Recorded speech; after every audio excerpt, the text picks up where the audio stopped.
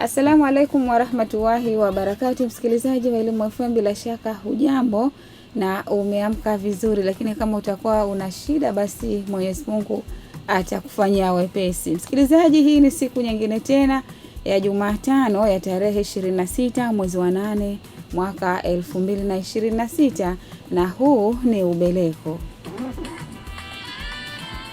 Kama kawaida msikilizaji, kwenye Ubeleko tunakuwa tunazungumzia maendeleo ya awali ya malezi na makuzi ya mtoto kuanzia kipindi cha ujauzito mpaka kufikia miaka 8. Na kwenye Ubeleko tunakuwa tunaalika wataalamu wa taasisi tofauti. Miongoni mwa taasisi hizo ni kutoka Wizara ya Elimu, Wizara ya Afya, Wizara ya Fedha na kadhalika, ambao hao ndio wanahusiana na masuala mazima ya maendeleo ya awali ya malezi na makuzi. Basi msikilizaji, naye kuendesha kipindi leo hii, langu jina ni Timi Hassan, na kusihi uwe nami mpaka mwisho wa kipindi hiki.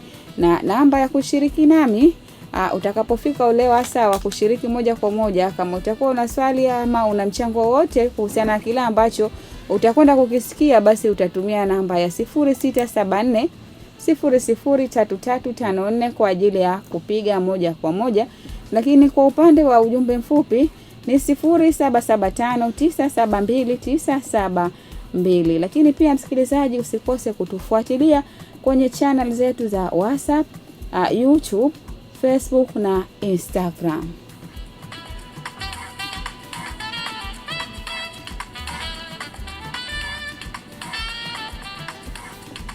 Katika mwendelezo wa kipindi msikilizaji, leo hii tuna mgeni hapa kutokea Wizara ya Afya. Kama nilivyokuambia, kipindi kinahusiana na maendeleo ya awali ya malezi na makuzi ya mtoto. Na kukumbusha kidogo tu, wiki iliyopita tulikuwa tuna wageni kutokea Wizara ya Elimu na Mafunzo ya Amali Zanzibar, na wao walizungumzia umuhimu wa elimu ya maandalizi kwa watoto, na mengi tuliyasikia ambayo ni muhimu na tunahitaji kuyafanyia kazi. Basi kwa siku ya leo mgeni anatokea Wizara ya Afya. Karibu mgeni kwanza. Asante sana ndugu. Msikilizaji ana hamu, ana shauku ya kutaka kujua kwanza jina lako. Vizuri sana. Na leo umewaletea kitu gani? Asante sana ndugu mtangazaji, kama ulivyonitambulisha au kama hujanitambulisha najitambulisha mwenyewe.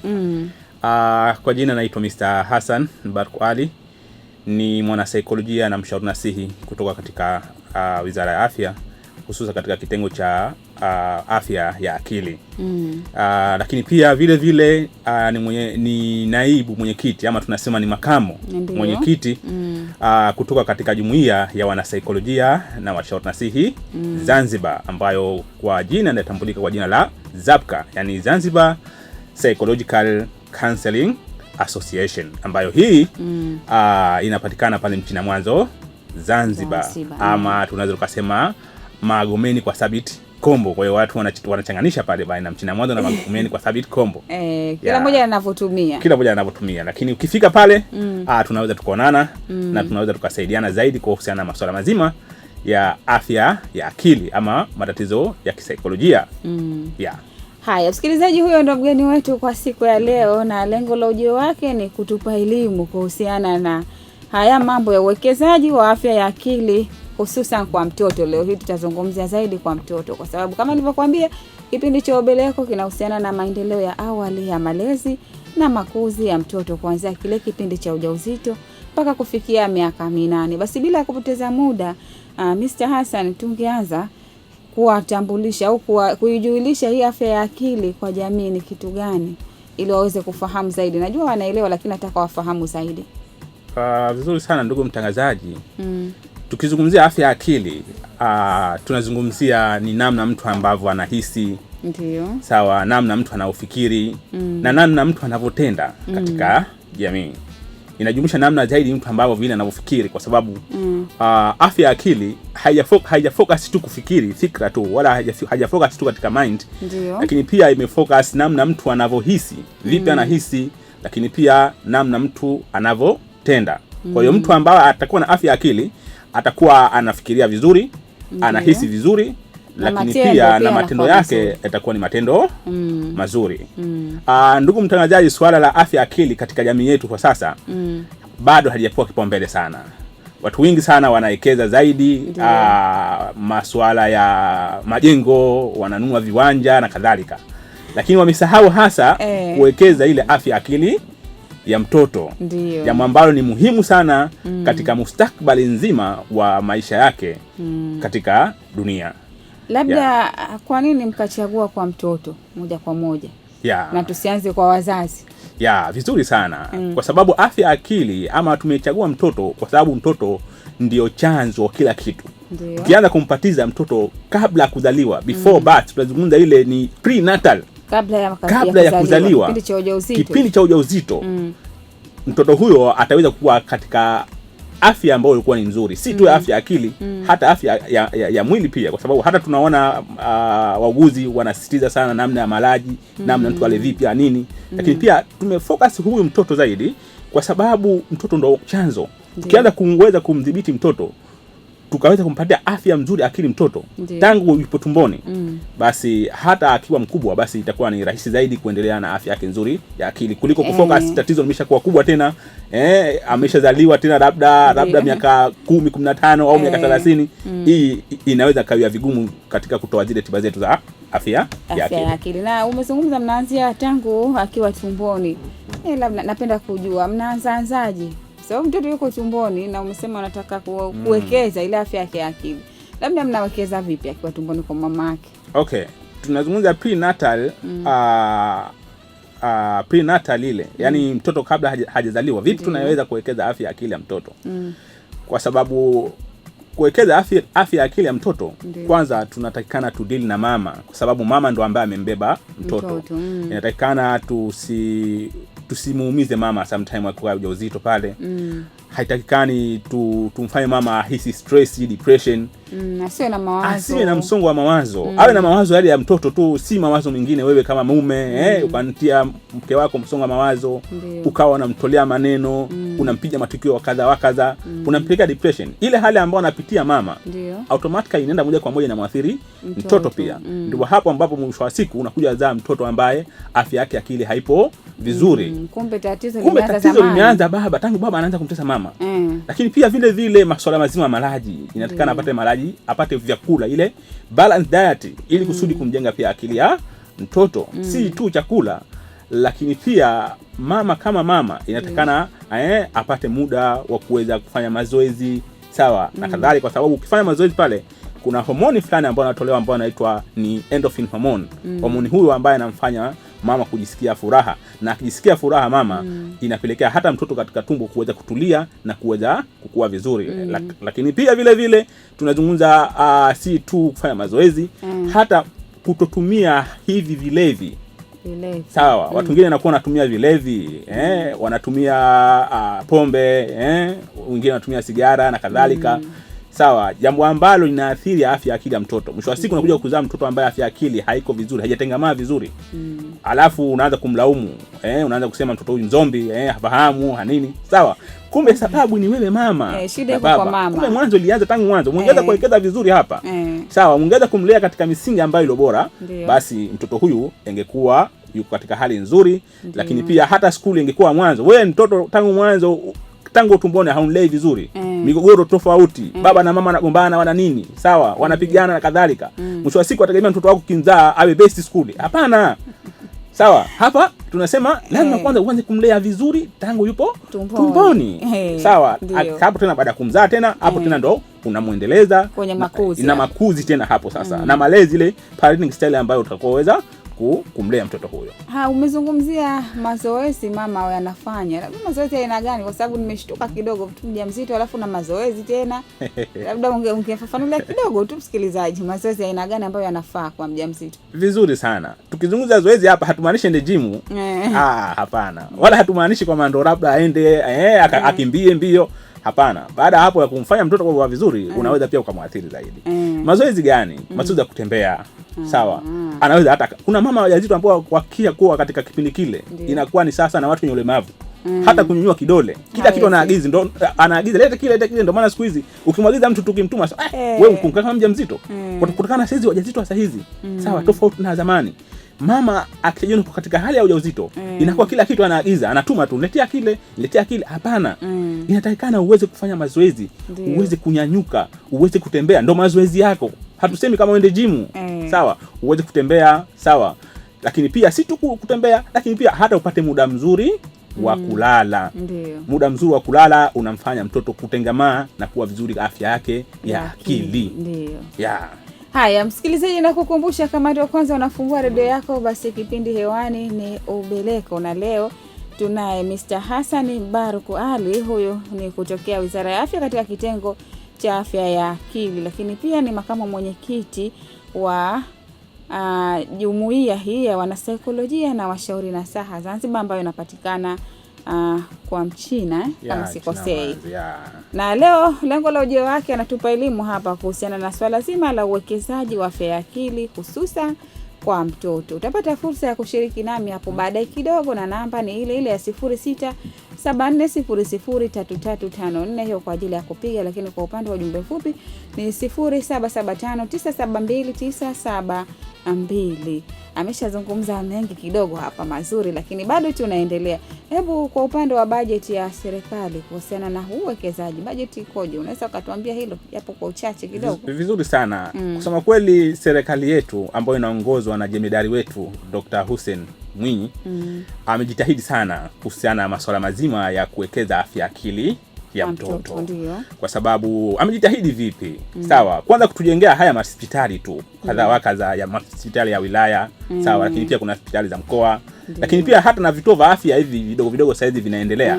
Tumeona hapa amejitahidi sana, na hapo kipindi cha nyuma ilikuwa kwenda kumuona mwana saikolojia, mtu ambaye anaitwa mwana saikolojia hospitali, ilikuwa ni ngumu kidogo. Mpaka wende mental, ilikuwa ni kipengele. Mpaka wende mental pale hospital ndio unaweza ukakutana na watu hawa. Lakini kwa sasa tunaona kila hospitali ya wilaya, tukizungumzia hospitali ya Kitogani, hospitali ya Chumbuni, hospitali ya Morapongwe, hospitali ya Jitimai na hospitali nyingine za Zanzibar nzima kwa ujumla, yani tunamaanisha Unguja na Pemba.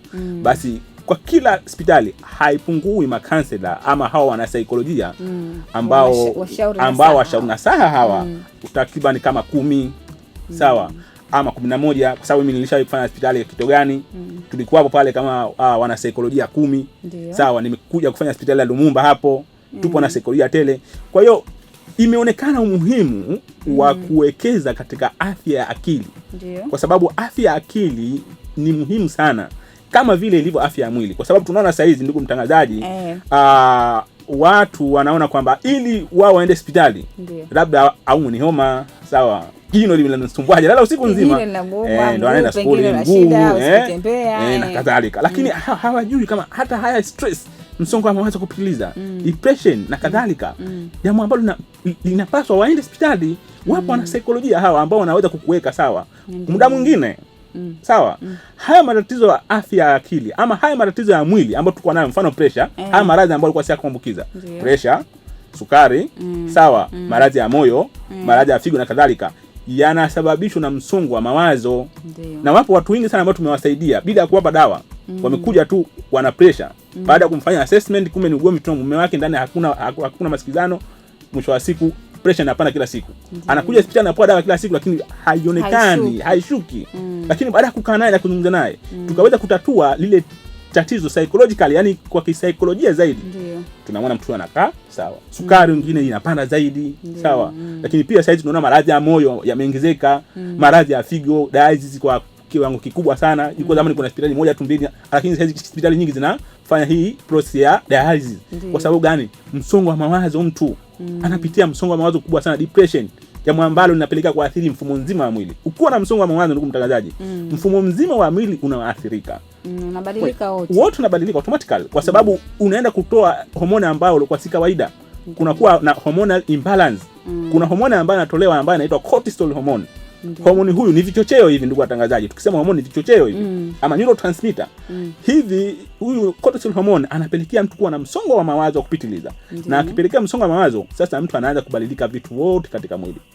Sawa, kama alikuwa hana pressure inapanda, sukari inapanda, lakini muda mwingine inapeleka hata kukosa ujauzito sometime kutokana na msongo tu wa mawazo.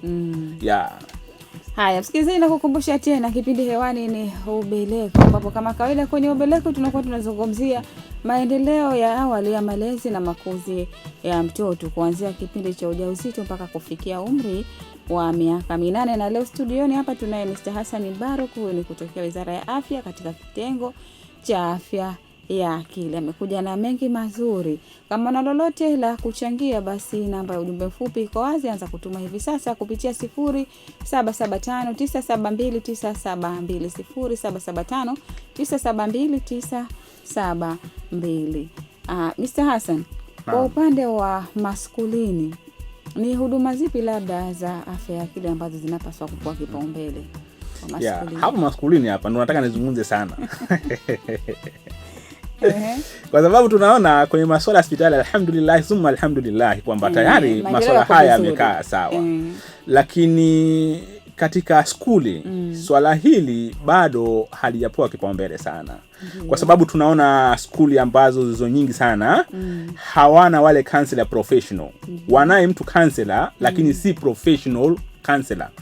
Si mwana saikolojia ambaye amesomea hiyo saikolojia. Amesomea tu saikolojia labda short training au amepata tu saikolojia, ile saikolojia ualimu ambayo tunasema ya muda wa semester moja labda. Ya mwisho labda unapatiwa miezi mitatu, miezi minne. Lakini yule ambaye amesomea miaka mitatu, tofautisha mtu ambaye amesomea saikolojia kwa muda wa miaka mitatu na wewe ambao umesomea kwa muda wa miezi mitatu au miezi minne. Inakuwa ni tofauti kwenye kutoa huduma. Katika jamii yetu, hususan katika skuli, tunachukua wale walimu ambao wana uzoefu mkubwa sana, ambao wamekaa sana skuli, wanaijua sana. Sawa, ndo wale inakuwa wanaiko kuwa wana saikolojia. Ndio. Au anachukua mwalimu wa nidhamu. Sawa, mwalimu wa nidhamu huyo ndo anaikwa kuwa nani? Mwana saikolojia, ambayo inakuwa si sahihi. Kivipi? Sawa, mwana saikolojia ama mshauri nasihi hatakikana yule mwalimu wa nidhamu, kwa sababu mwalimu wa nidhamu anajumuika katika adhabu. Mwalimu wa nidhamu akizungumza na wewe akiwa hajaridhika maelezo, inatakana akuweze kupeleka sehemu ambayo inastahili kuwekwa sawa kinidhamu, aidha kwa kupigwa bakora ama kwa kupewa adhabu nyingine mbadala. Lakini mwana saikolojia haipo hivyo. Mwana saikolojia inakuwa yeye kazi yake kubwa ni kuweza kuzungumza na wewe na kufahamu changamoto zako. Ndio. Kufahamu changamoto zako kiundani zaidi. Na mwisho wa siku kuweza kukupatia suluhisho bila ya kukuhukumu. Mwana saikolojia hana kawaida ya kuhukumu. Ana kawaida ya kusikiliza tatizo na kuweza kulipatia suluhisho. Ndio. Sawa. Tatizo hili ni nini na kuweza kuangalia nini, namna gani aweze kufanya ili aweze kulitatua. Tunaona katika skuli zetu watoto wana matatizo mingi sana. Mimi nilishafanya kazi skuli. Ndio. Sawa. Sijaanza tu kwa nini. Nilishafanya kazi skuli, nimeshasomesha vyuo vikuu na kadhalika. Na nina takriban miaka kama 7 ya uzoefu wa kutoa ushauri nasihi katika sehemu za skuli. Ndio. Sehemu za skuli watoto wanapitia mingi. Sawa. Tunaona tu sisi watoto wanafeli, lakini wanapitia mambo mingi sana. Kile chanzo hasa bado hakijajulikana. Sawa, watu wanaona labda mtoto tu huyu hafahamu, sawa na kadhalika, lakini kiuhalisia watoto wanapitia mingi. Sawa. Sometimes ugomvi tu wa baba na mama nyumbani unaweza kumpelekea mtoto huyo shule akija asifahamu. Sawa. Muda mwingine mtoto anapitia katika mazingira magumu. Mazingira ambayo hawezi kumweleza mwalimu. Lazima apate na mtu akae naye. Aweze kumhakikishia usiri wake, amfuatilie kwa kina. Ndio hapo mtoto huyo anaweza kufunguka. Kwa hiyo skuli tunaomba sana, sawa, bahati nzuri, sawa, na jambo la kufurahisha, skuli saizi zote hizi ambazo zimejengwa saizi za ghorofa zinavyo vyumba vya counselor. Zamani kwa hakuna, lakini saizi kuna vyumba 2-3 wa wana saikolojia. Maendeleo tunayaona haya. Lakini sasa tunachotaka sasa vile vyumba vya counselor, sawa, waajiriwe wana saikolojia ambao wamesomea hii saikolojia, wabobezi kwa maana nyingine. Lengo ambalo la kufocus na walimu tu na wanafunzi. Maana kwa sababu haya matatizo si tu kwa wanafunzi, lakini pia hata walimu. Muda mwingine mwalimu anakuja amechanganyikiwa, amegombana na mume wake, amegombana na bosi wake, pengine njiani au nyumbani tu amenini, amekutana na vitu ambavyo kidogo vimemweka kidogo sio sawa, anakuja pale skuli anakuwa yuko tafrani. Sawa. Kwa hiyo pakiwa kuna saikolojia, mwalimu anaweza kuongea naye yule. Anaweza kumfanya kurudi katika hali ya kawaida na kuweza kuzalisha watoto ambao walikuwa wako vizuri. Anaweza kuwasomesha vizuri watoto na kadhalika. Lakini akiwa katika hali ile hata kuwa na uwezo wa kusomesha vizuri. Lakini pia watu wanapitia matatizo, learning disability. Sawa. Mwalimu yeye anapiga tu kila siku, mtoto huyu hataki asikia nini, kumbe ni learning disability. mwalimu anajitahidi kumfundisha masuala ya mathematics, lakini yeye hana uwezo, ana tatizo la dyscalculia. Kwa sababu kuna tatizo la kisaikolojia ambalo tunaita dyscalculia. Huwa hata moja kuambia jumlisha na moja 11. Sijui umeelewa? Si umezipanga bwana moja na moja, kwa hata kwambia moja jumlisha na moja na 11. Huyo mtu anakuwa na tatizo la dyscalculia. Lakini pia wengine wanakuwa na tatizo la dyslexia. Sawa, na dysgraphia. Hata kuandika hawezi. Ndio. Sawa, dyslexia. Wengine hata kuchora na nini hawawezi. Sawa, inakuwa hii ni dysgraphia. Kwa hiyo akiwepo mwana saikolojia skuli, kuna maendeleo mingi sana ambayo yatapatikana na ufaulu wa wanafunzi utaongezeka. Kwenye swala la skuli hapa, ndugu mtangazaji, umenichokoza na mambo mengi sana ya kuzungumza, lakini kwa vile tuna kipindi chetu bado kinaendelea, acha nisiyazungumze yote, ila swala sehemu ya skuli ni muhimu sana kuwepo mwana saikolojia. Afya ya akili ya watoto ni muhimu zaidi. Ikitengemaa afya ya akili ya mtoto, hata masomo yake na performance yake itaweza kuwa vizuri. Lakini afya hiyo akili ya mtoto ikiwa ni mbaya, sawa, watu wakifocus, mtu amekuja pale kwa sababu amefika skuli ndo ni nzima, mwingine anakuja skuli lakini si wazima. Sawa? Haya, huo ni kwa upande wa skuli. Hebu turudi kwa wazazi. Mchango wa wazazi, tuende kwenye wazazi. Tuanze kwa wazazi kwanza, alafu tuende kwa skuli. Tuende kwa wazazi. Wazazi wanaplay nafasi kubwa sana kuwafanya watoto kuwa na afya akili ama kuwaharibu. Sawa? Wazazi kama kisu, kisu hicho unaweza kutumia kumenya, anaweza kanyosha au akasaidia kupindisha. Wazazi inatakikana tukana watoto wetu. Sawa? Tuweze kuzungumza nao vizuri. Tuweze kuwafahamu vizuri. Sawa? Tuweze kuwasikiliza vizuri.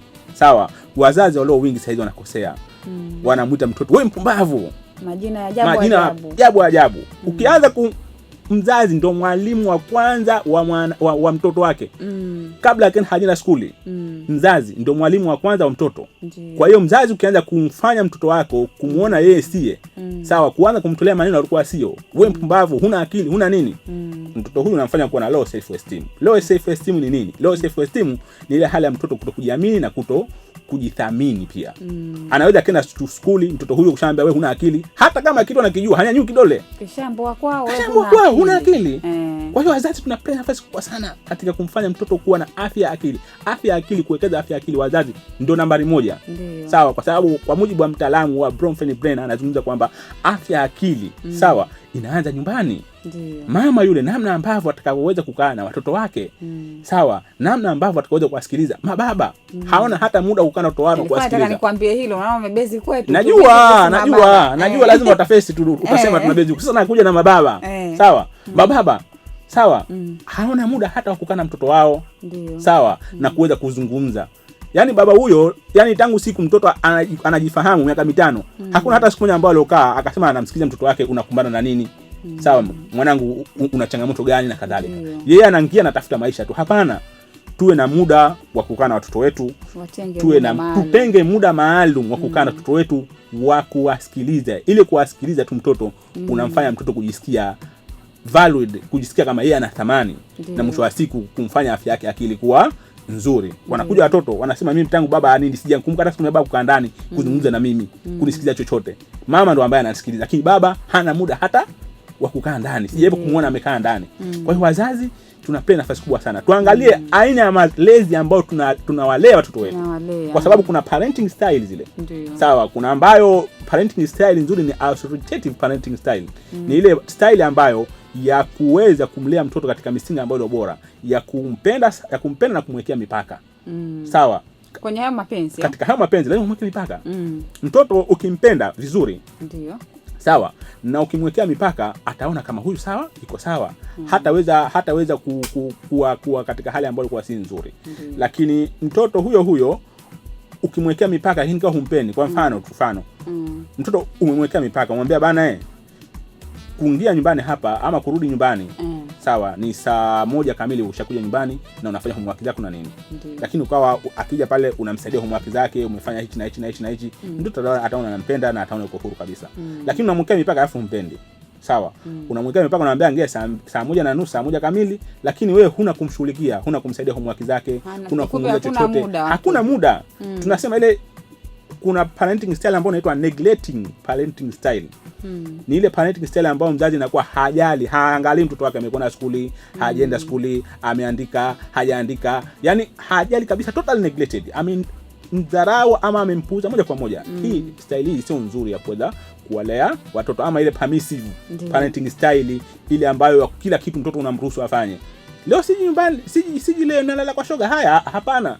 Mapenzi kupindukia ndio permissive parenting style. Kwa hiyo wazazi tuna mingi ya kuzungumza, sitaki nizungumze sana. Sawa, wazazi tuna nafasi kubwa sana ya kuwafanya watoto wetu wawe na afya ya akili nzuri. Kabla ya kuna kwa mwalimu, usianze kumlaumu mwalimu. Kama mwalimu aanze mzazi nyumbani. Wapo watu walimu wana kazi gani hivi ndio wake akifeli. Kumbe kwanza ni yeye. Utasikia zile lugha skuli zikifungwa Disemba. Ni skuli ifunguliwe, wananchosha mie huko. Kazi hiyo. Kwa hiyo kama wewe mwezi mmoja tu umeona kama anakuchosha. Je, yeye mwalimu ambaye anakaa naye miezi kadhaa huko skuli. Haya, tumezungumzia kwa upande wa walimu na wazazi, lakini siku hizi maendeleo yamekuwa makubwa kabisa. Tunao wale wahudumu wa afya wa jamii wale. Ndio, ambao tunaita naona nafasi yao ikoje hawa? Wale wahudumu wa afya ya jamii ambao kwa jina kama nawakumbuka CHV wanaitwa. Ndio. Hawa wanasaidia sana. Wanasaidia sana kuweza kusambaza hii afya ya akili na kuweza kudetermine, kuwafahamu hawa watu ambao wana matatizo haya afya ya akili na kuweza kuwapeleka kliniki. Kazi kubwa yao wale si kutibu, bali isipokuwa ni kuweza diagnosis, kutambua. Wakifika katika nyumba, wakiulizia, wakimwona mtu anapitia hichi pale ndo wanamuelekeza kutokana na dalili hizi, kutokana na hali hizi, basi nenda sehemu fulani, kitu ambacho kipo karibu na yeye, anamuelekeza na mtoto yule anaweza kupata huduma ya nzuri ya afya akili. Wamesaidia kwa kiasi kikubwa sana CHV ama CHW. Sawa. Katika masuala mazima ya kuwekeza afya akili ya mtoto ama ya kusaidia watoto wetu kuwa na afya akili. Na wanapokuja nyumbani wakaribishe vizuri, wasikilize, wape mashirikiano. Sawa, usiwadharau, wale wana faida kubwa sana. Wale ndio wanaofanya sisi kufahamu matatizo ambayo yapo katika jamii. Kwa sababu wale ndio ambao wanakuja katika community. Kwa lugha nyepesi unaweza kusema ni wawakilishi. Kama ambassador tunazungumza. Ni mabalozi wetu ambao wanatuwakilisha sisi kule katika jamii. Haya, msikilizaji, nakukumbusha namba ya kupiga hapa ni 0674003354. Kama una lolote la kuchangia, basi line iko wazi, au kuuliza kuhusiana na kile ambacho umekisikia kwa siku ya leo kwenye kipindi cha Ubeleko. Na kama nilivyokuambia, leo tunaye Mr. Hassan Baruku.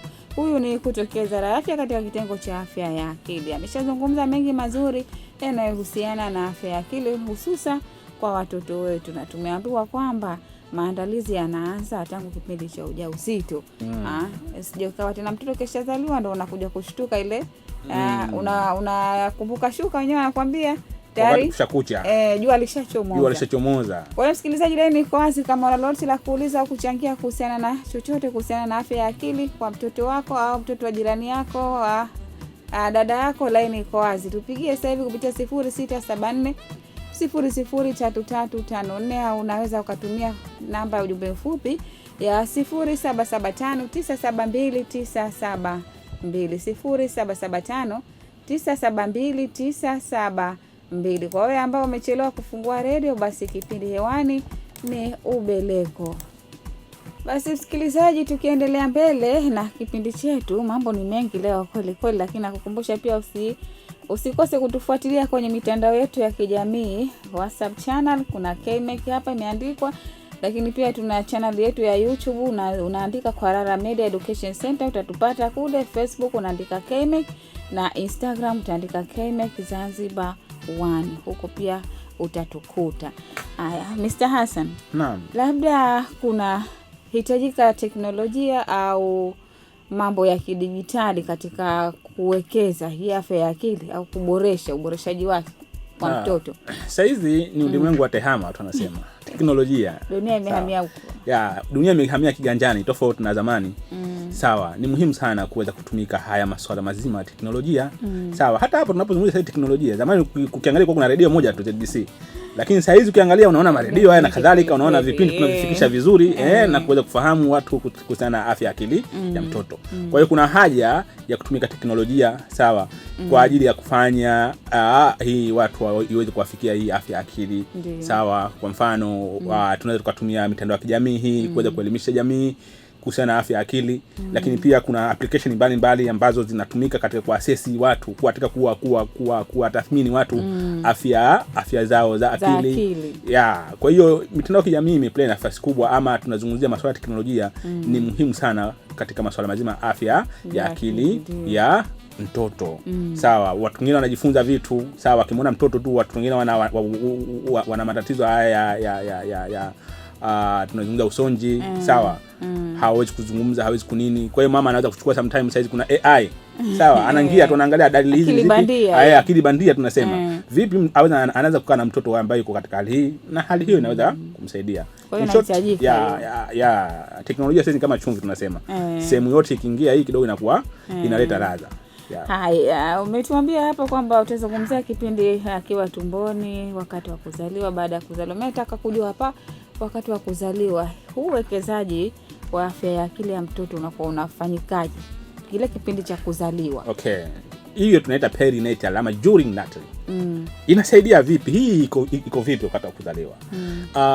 Wakati wa kuzaliwa pale, ndugu zetu hawa ama watu wetu hawa, watu wa afya, hususa wauguzi, nasi, hapa ni muhimu sana kuweza kuwa makini sana, kwa sababu hata ile za wewe ambao watakapompokea ule mtoto, sawa, inaweza kusababisha pia kuweza kumwathiri katika afya yake ya akili. Mtoto akikosa oksijeni pale wakati wa kuzaliwa, lakini pia kichwa kile kikamatwa, kikibinywa kidogo, sawa, inaweza kumpelekea mtu huyu kuweza kupata matatizo haya ya afya ya akili. Kwa hiyo kipindi cha ambapo mtoto anazaliwa ni muhimu sana, sawa, mama kwanza kwenda clinic.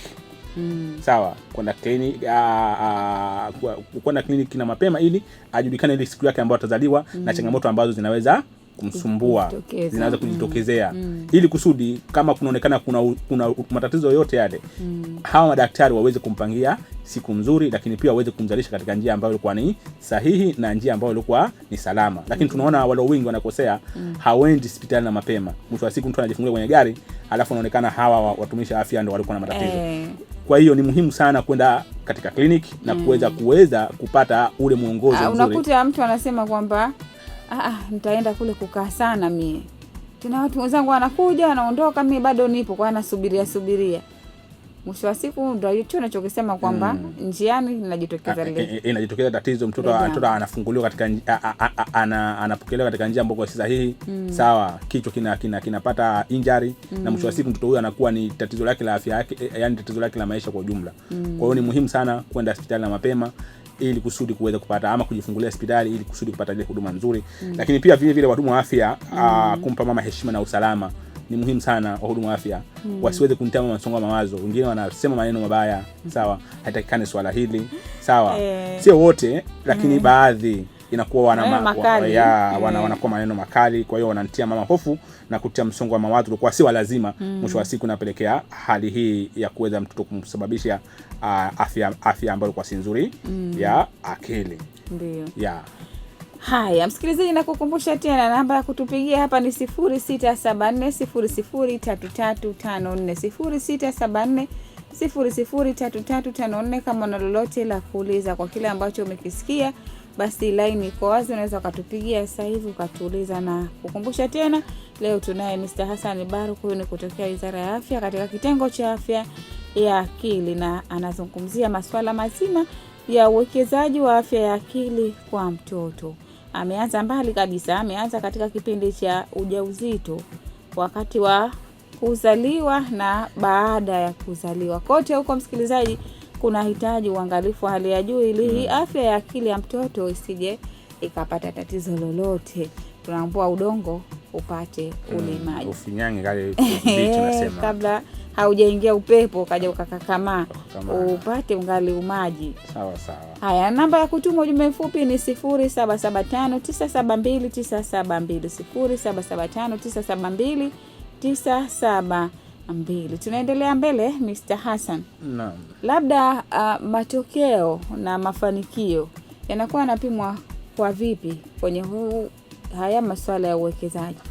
Matokeo yake na mafanikio yake mnayapima vipi? Vizuri sana. Kama tulivyozungumza, kama afya ya akili inajumuisha vitu vitatu.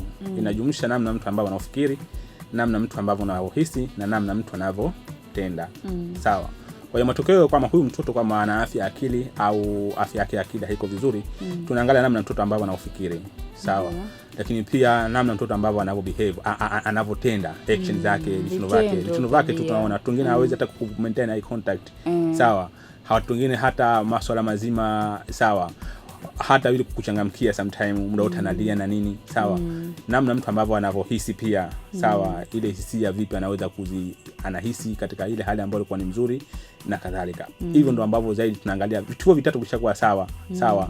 Ama sometime mtoto anaweza kuwa na tabia ya ukorofi, sawa.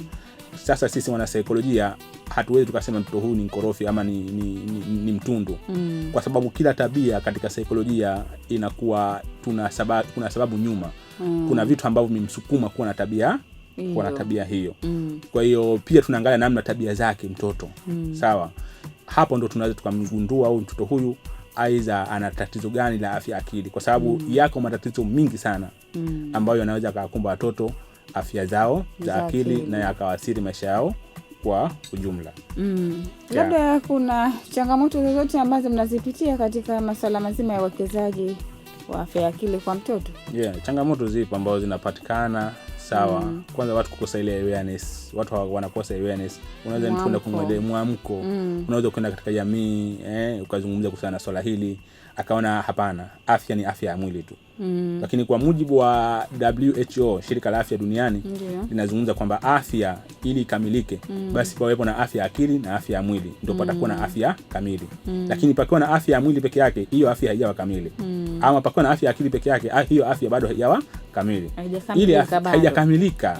Sawa, ili kamilike pawepo na afya nzuri ya akili, lakini pia pawepo na afya nzuri ya mwili. Kwa hiyo watu walio wingi, sawa, inakuwa hawana uelewa juu ya masuala haya afya ya akili. Sawa, mwisho wa siku wanasema labda mtoto amerogwa, sawa. Au anakuambia ni mtoto tu akikuwa ataacha. Au mtoto tu akikuwa ataacha. Wengine wanawafungia ndani, sawa, jambo ambalo lilikuwa si sahihi. Awareness ni ndogo. Sawa. Sisi tunaamini kwamba kila mtu ana matatizo ya afya ya akili, ile isipokuwa anatafuta sababu kujichomoza.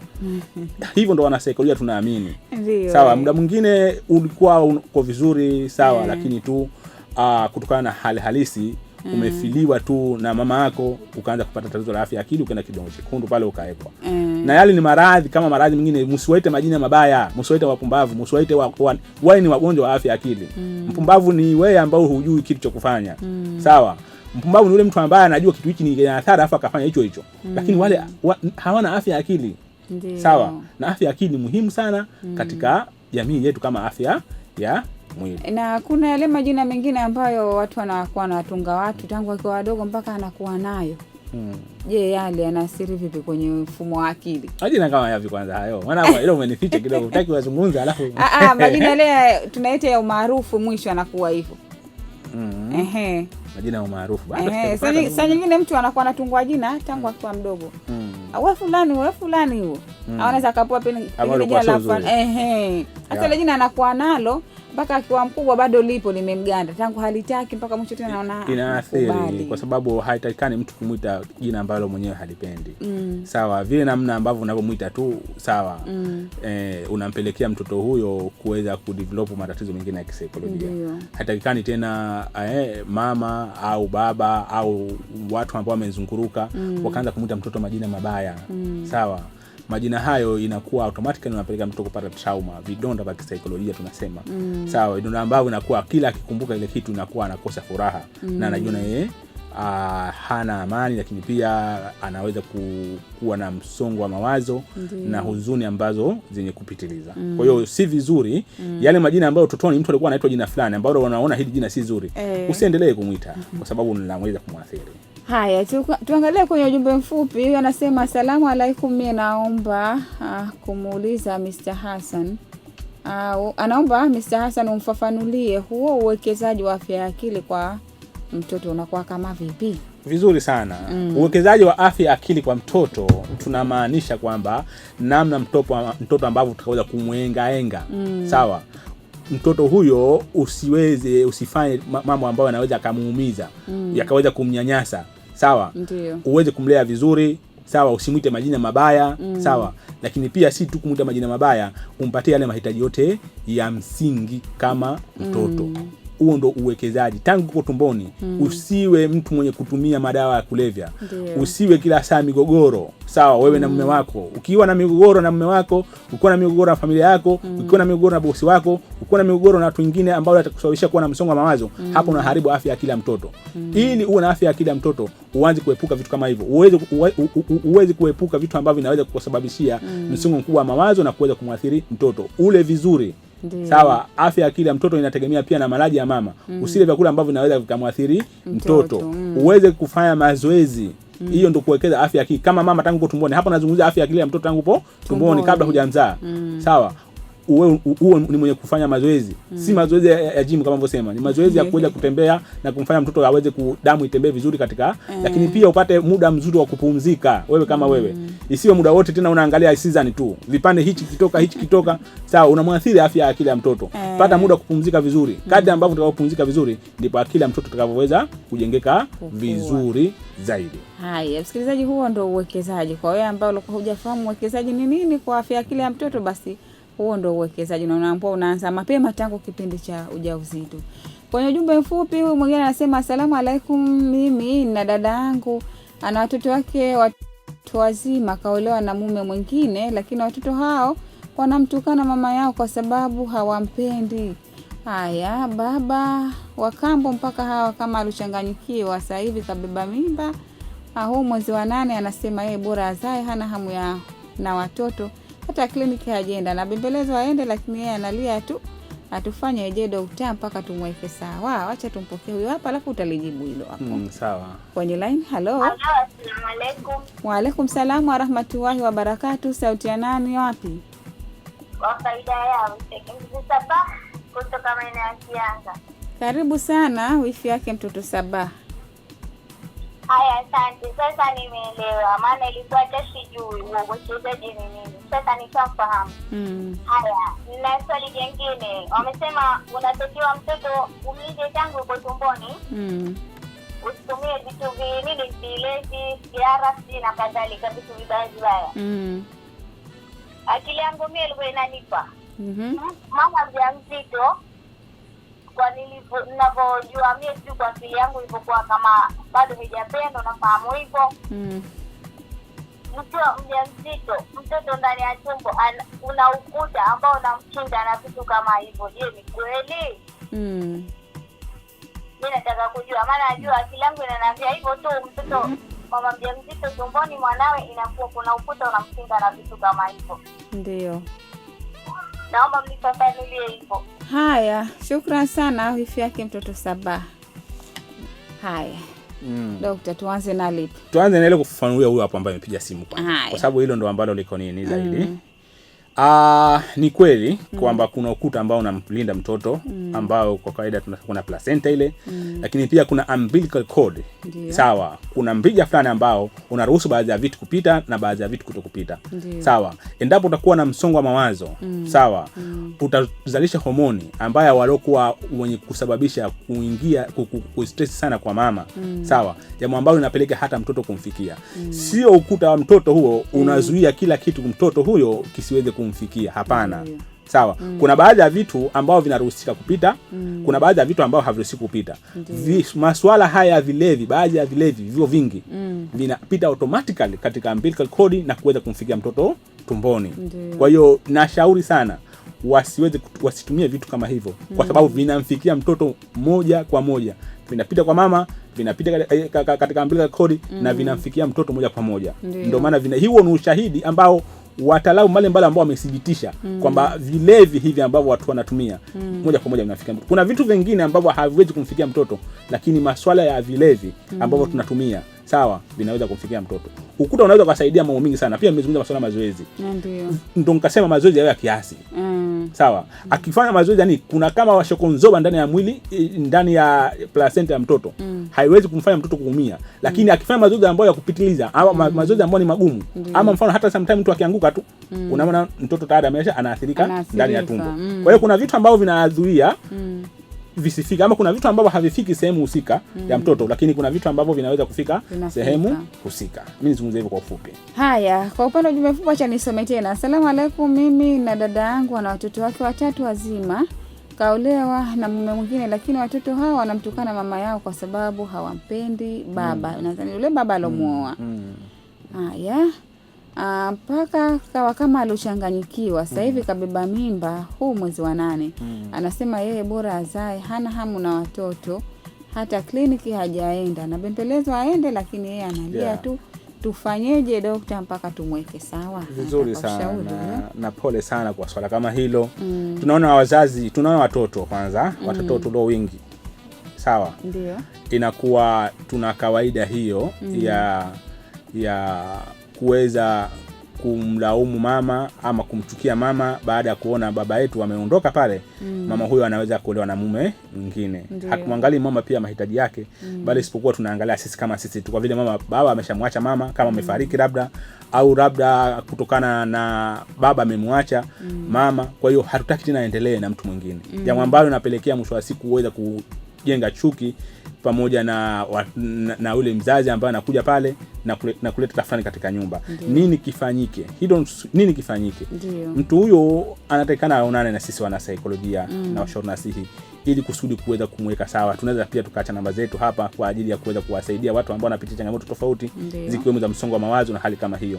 Hali kama hiyo ni lazima afikirie kutaka kuzaa tu, hataki kwenda sehemu yote, kwa sababu anaona hawa watoto ambao alokuwa nao wanampa tatizo. Je, huyu ambaye mwingine atakuwaje? Kwa hiyo mama inakuwa anapitia katika hali mbaya sana ya msongo wa mawazo.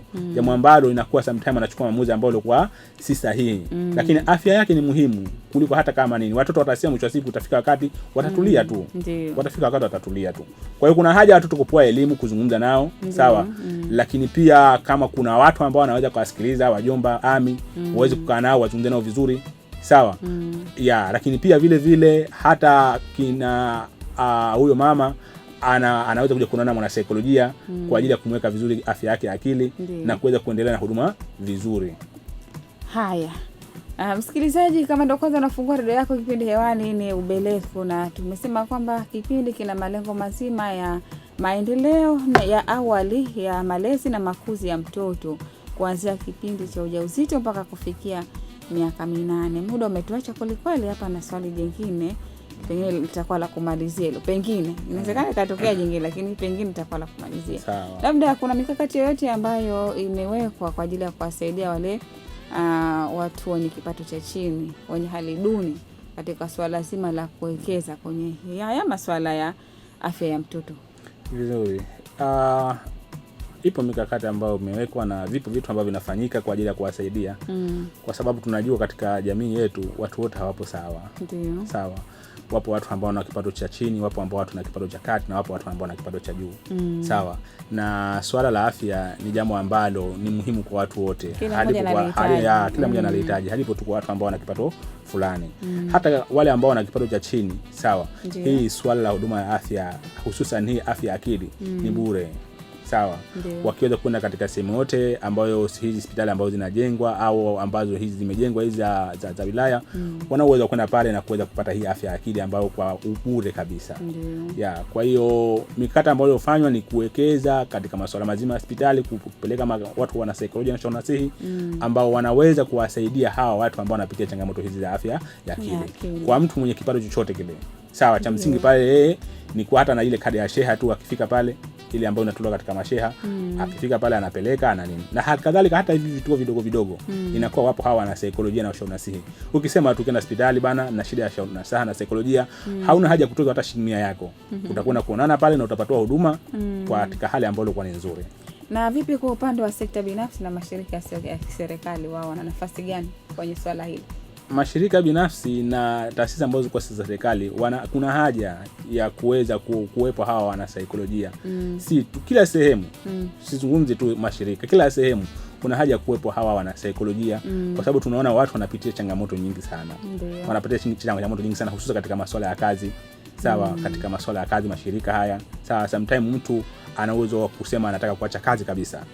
Kumbe ni burn out tu. Tunaona watu walio wingi sasa hizi wanaasiri, wafanya kazi walio wingi wanaasiri na tatizo ambalo burn out, uchovu wa kupitiliza katika kazi. Mtu sometimes unampa likizo sawa, unampa likizo mwezi nzima, lakini bado hana hamu ya kurudi tena kazini. Hapo tunasema kisaikolojia wewe umebana out. Inatakikana unaenda na mwana saikolojia na mshauri nasihi ili kusudi kuweka kazi, kuweka vizuri. Kuna wengine wanachelewa kwenda kazini, sawa. Mwanzo alikuwa anaenda kazini vizuri, lakini sasa hivi anachelewa kwenda kazini kupitiliza. Bosi kama bosi haitakikani tu uanze kumjaji na kuweza kumpa vitisho, hapana. Na maana atafute chanzo. Lakini pia kama kuna mwana saikolojia aweze kumpeleka. Ndio tukasema kuna muhimu wa kila sehemu kuwepo huyu mtu ambaye anaitwa mwana saikolojia. Wengine wanataka kuacha kazi, wanakuja na barua sasa, lakini uhalisia hawataki. Sasa bosi kama bosi atakana umpeleke kwa mwana saikolojia. Lakini pia kama vipi kwa kuweza kumsaidia, unaweza kumpa japo likizo bila malipo kwanza kwa muda miezi kadhaa, kwa mwangalia kweli anaweza kuishi bila kazi huyu au ni watu tu ambao wanapitia kwa muda ndio ambao unapelekea. Muda umetuacha kweli, labda una wito wote kwa jamii? Wito upo kwa jamii.